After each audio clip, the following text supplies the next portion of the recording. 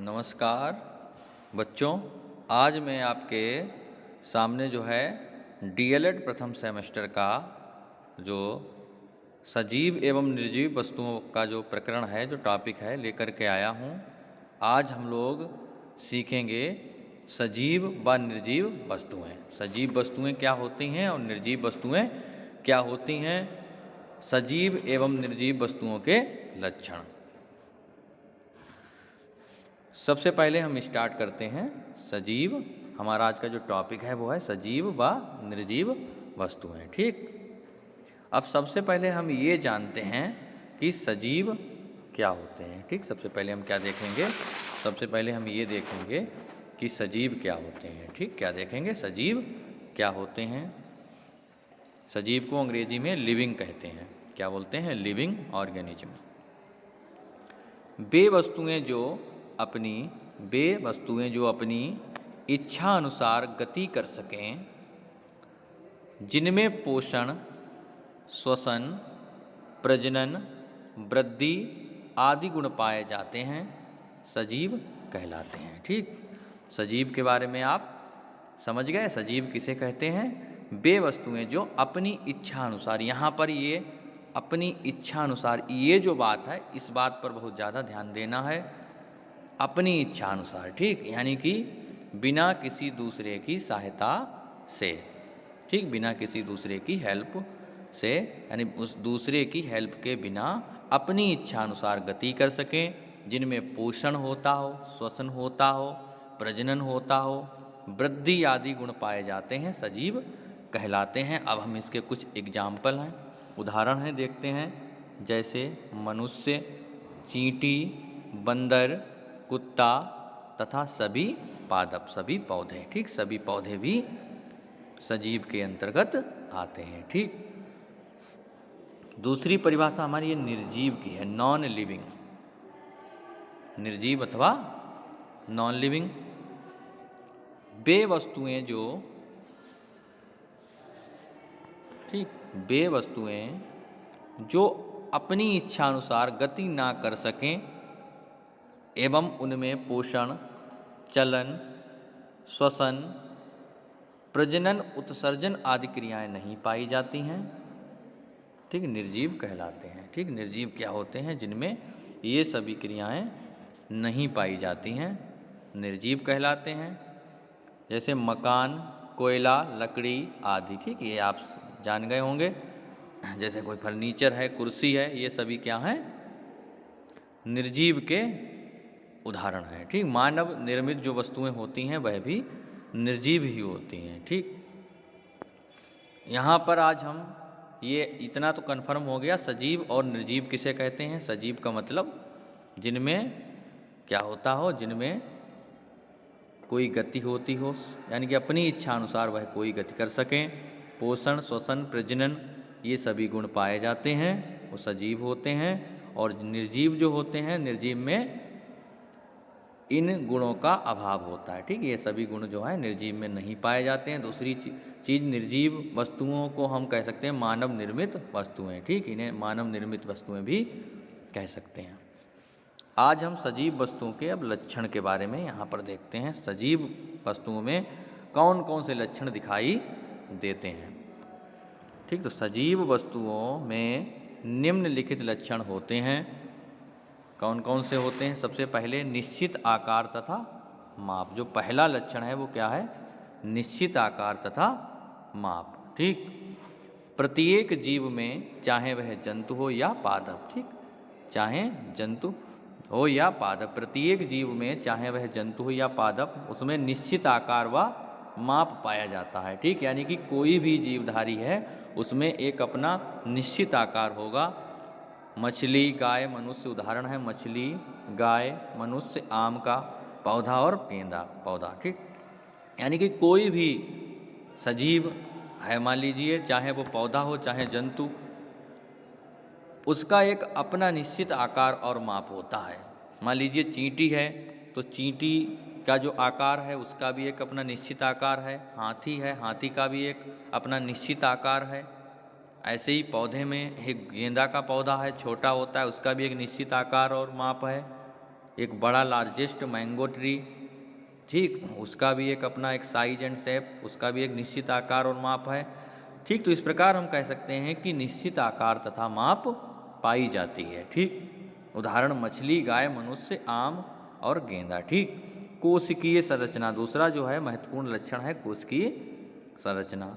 सभी सजीवों की शारीरिक बनावट सूक्ष्म इकाइयों से होती है जिन्हें कोशिकाएं कहते हैं। ठीक, यानी कि सभी जो भी सजीव जो हैं उनका जो निर्माण होता है छोटी छोटी कोशिकाओं से होता है। ठीक, किसी भी सजीव जीवधारी का जो निर्माण होता है छोटी छोटी कोशिकाओं से होता है, जिन्हें अंग्रेजी में हम क्या कहते हैं, सेल कहते हैं। ठीक, सेल से निर्मित होता है। सेल जो है आपस में मिलकर के ऊतक बनाती हैं। ठीक, तो इस प्रकार एक कोशिकीय संरचना जो है सभी जीवधारियों में एक कोशिकीय संरचना पाई जाती है, चाहे वह एक कोशिकीय जीव हो चाहे बहुकोशिकीय जीव हो, सभी में एक कोशिकीय संरचना पाई जाती है। एक कोशिकीय जीव है तो उसमें एक कोशिका होगी, द्विकोशिकीय जीव है तो द्विकोशिकाएं होंगी, अगर बहुकोशिकीय जीव है तो बहुत ढेर सारी कोशिकाएं होंगी, लेकिन उसमें कोशिकीय संरचना जो है उसमें कोशिका का होना जरूरी है। ठीक, कोशिकीय संगठन पाया जाता है। ठीक,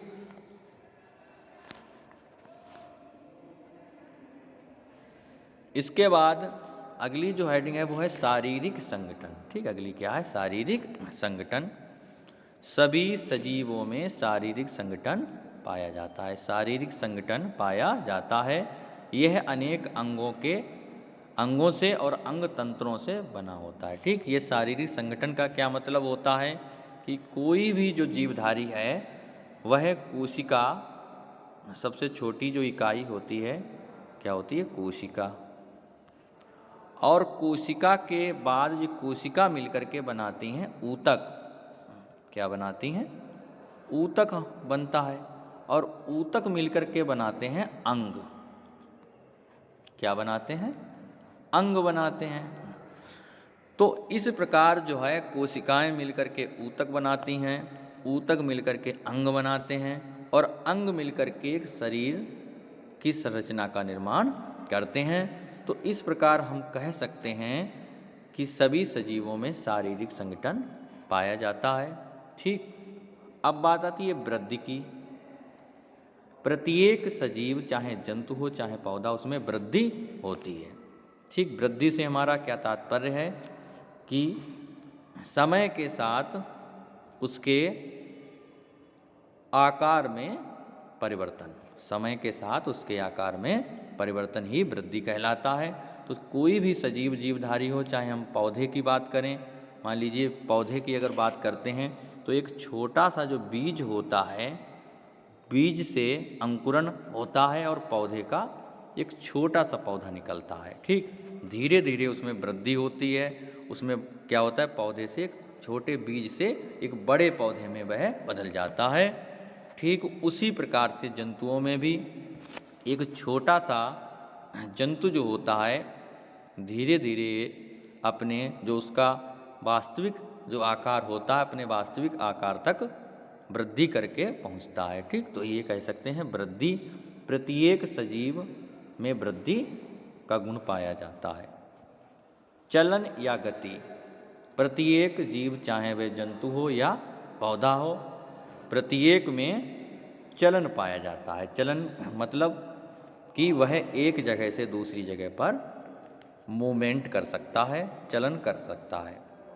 ये बात और है कि पौधे जो है वो एक जगह से दूसरी जगह पर नहीं जा सकते, लेकिन उनकी टहनियों में ठीक चलन होता है। ठीक, ये चलन क्यों होता है, भोजन की तलाश, भोजन के लिए प्रत्येक जीव को जीवित रहने के लिए भोजन की आवश्यकता होती है, और भोजन की तलाश में जीवधारी चलन करते हैं।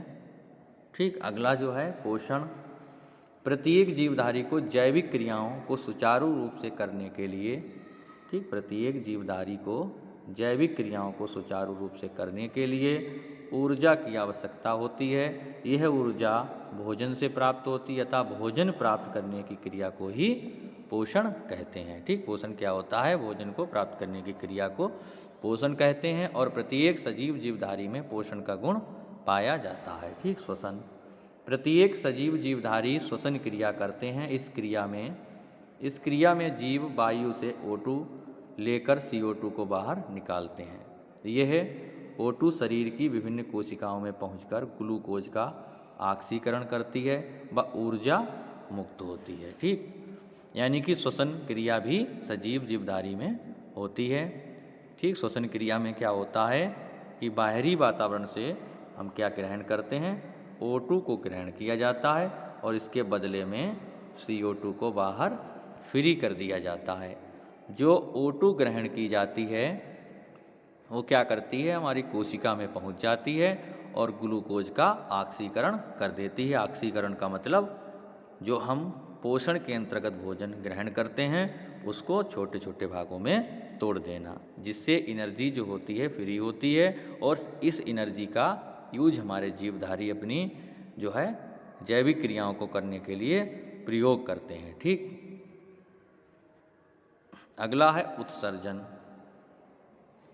जीवधारी के शरीर से अपशिष्ट पदार्थों का निष्कासन उत्सर्जन कहलाता है। उत्सर्जन क्या होता है कि सभी जीवधारी जीवित रहने के लिए भोजन ग्रहण करते हैं। भोजन से जो पाचन युक्त जो तत्व होते हैं उनका पाचन हो जाता है और जो जिनका पाचन नहीं हो सकता वह नाइट्रोजीनस वेस्ट या अपशिष्ट पदार्थ कहलाते हैं। उनको बॉडी से निकालना आवश्यक होता है क्योंकि ये एक प्रकार के हानिकारक पदार्थ होते हैं, तो इनको हमारी बॉडी से बाहर निकालना ही उत्सर्जन कहलाता है। ठीक, तो सभी सजीवों में उत्सर्जन भी होता है। इसके बाद हम देखते हैं अनुकूलन। अनुकूलन का गुण पाया जाता है सभी सजीवों में। अनुकूलन, प्रत्येक सजीव जीवधारी में अपने आप को वातावरण के प्रति चेंज करना ही अनुकूलन कहलाता है। अनुकूलन का क्या मतलब होता है? अनुकूलन का मतलब होता है वातावरण के अनुसार अपने आप को बदल लेना। मान लीजिए कुछ जीवधारी ऐसे होते हैं जो अपने आप को वातावरण के अनुसार बदल लेते हैं, कुछ नहीं बदल पाते हैं, तो ऐसे जीवधारी जो है उनकी मृत्यु हो जाती है और जो जीवधारी अपने आप को बदल लेते हैं वह जीवित रहते हैं। तो यह अनुकूलन का भी गुण सजीव जीवधारियों में पाया जाता है। ठीक, मान लीजिए अभी ठंड का मौसम है तो हम लोग अपने आप को वातावरण के अनुसार बदल रहे हैं, स्वेटर पहन रहे हैं, गरम जो है कपड़े पहन रहे हैं। इसके अतिरिक्त जब गर्मी आती है तो AC कूलर आदि चलाते हैं, तो ये क्या हुआ? ये अपने आप को बदलना हुआ, वातावरण के अनुसार अपने आप को चेंज करना हुआ। ठीक, इसी को हम अनुकूलन कहते हैं। अगला जनन। सभी सजीवों में, प्रत्येक जीवधारी में, जो सजीव जीवधारी होते हैं उनमें संतान उत्पन्न करने की क्षमता पाई जाती है, इसे हम जनन कहते हैं। ठीक, कोई भी जीवधारी हो, चाहे पौधा हो चाहे जंतु हो, अपने जैसी संतान उत्पन्न करने की क्षमता पाई जाती है। ठीक, जीवन चक्र। इसके बाद है जीवन चक्र। प्रत्येक जीवधारी का एक निश्चित जीवन चक्र होता है। ठीक, कोई भी जीवधारी हो, चाहे छोटा हो चाहे बड़ा हो, चाहे पौधा हो चाहे जंतु हो, उसका एक जो है निश्चित टाइम पीरियड होता है और उस निश्चित टाइम पीरियड को ही हम लाइफ साइकिल या फिर जीवन चक्र कहते हैं। ठीक, जन्म से मृत्यु तक की अवस्था को ही जन्म से मृत्यु यानी जीवन चक्र कहते हैं और सभी सजीवों में ये जीवन चक्र ये पाया जाता है। चाहे कोई छोटा जीव है एक कोष की, उसका हो सकता है जीवन चक्र छोटा हो, कोई दूसरा जीव है उसका जीवन चक्र बड़ा हो, किसी का कम दिनों का, किसी का ज़्यादा, कई वर्षों का, किसी का कम वर्षों का। ठीक, लेकिन सबका एक निश्चित जीवन चक्र होता है। ठीक, तो सजीवों का ये बहुत महत्वपूर्ण लक्षण है। तो आज हम लोगों ने सजीव और निर्जीव के बारे में सीखा। ये आपके DLED प्रथम सेमेस्टर के विज्ञान पेपर का जो है पहला टॉपिक है, सजीव एवं निर्जीव वस्तुएं। तो उम्मीद है कि हमारे द्वारा ये पढ़ाया गया आज का क्लास आप सभी लोगों के समझ में आ गया होगा। बस आप लोगों से एक यही उम्मीद है कि कम से कम आप हमारे जो वीडियो हैं इनको आगे तक फॉरवर्ड कर दिया करें अपने मित्रों तक। ठीक, जो आपके संपर्क में हैं उन्हें शेयर कर दिया करें, जिससे कि ये जो है आपको जो लाभ मिल रहा है उन्हें भी ये लाभ मिल सके। चैनल को सब्सक्राइब जो है कर दिया करें, लाइक भी कर दीजिए करें। अगर इसमें कुछ आप और संशोधन चाहते हैं तो कमेंट के माध्यम से आप उसमें हमें बता सकते हैं। ठीक, धन्यवाद।